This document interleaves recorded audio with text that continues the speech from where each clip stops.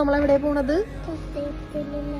Easter ആയിട്ട് ബിബിൻ ചേട്ടന്റെ ബ്രദറും ഫാമിലിയും നമ്മുടെ വീട്ടിലോട്ട് വന്നിട്ടുണ്ടായിരുന്നു. ഇത് നമ്മൾ പെട്ടെന്ന് പ്ലാൻ ചെയ്തൊരു കാര്യമായതുകൊണ്ട് നമുക്ക് അങ്ങനെ കാര്യമായിട്ട് പ്ലാനിങ് ഒന്നും നടന്നില്ല. എപ്പോഴത്തെയും പോലെ നമ്മുടെ വീട്ടിൽ ആദ്യമായിട്ട് ആരും വന്നാലും നമ്മൾ അവരെ വിൻചെസ്റ്റർ കത്തീഡ്രൽ കാണിക്കാൻ കൊണ്ടുപോകാറുണ്ട്. ഈസ്റ്റർ ആയതുകൊണ്ട് തന്നെ ഒട്ടുമിക്ക കടകളും ക്ലോസ്ഡ് ആയിരുന്നു. മാത്രമല്ല ടൗണിൽ അധികം തിരക്കും ഉണ്ടായിരുന്നില്ല.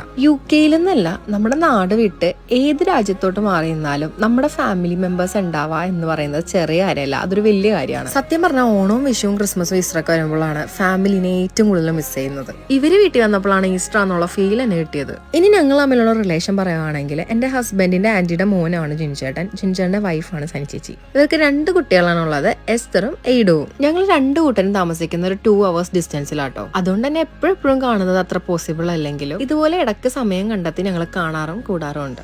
ബിബിൻ ബൈജിന്റെ സ്പെഷ്യലാണ്.